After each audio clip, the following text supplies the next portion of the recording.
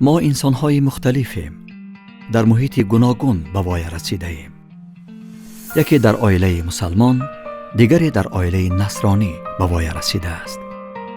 یکی در محیط سنتی تربیت یافته و دیگری در فضای معاصر بزرگ شده است. با این همه ما شغل‌های دوست داشته خود را داریم. یکی فوتبال را دوست دارد، دیگری شاهمات را. یکی به علم‌های معاصر مراغ دارد و دیگری به صنعت و هنر. یکی لباس آزاد به بر می کند، دیگری لباس ملی. ولی هستی ما ز یک گوهر است.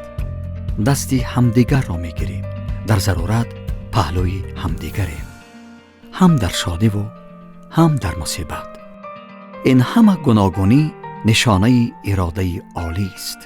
اصل ما یکی است، زیرا بنی آدم اعضای یکدیگرند.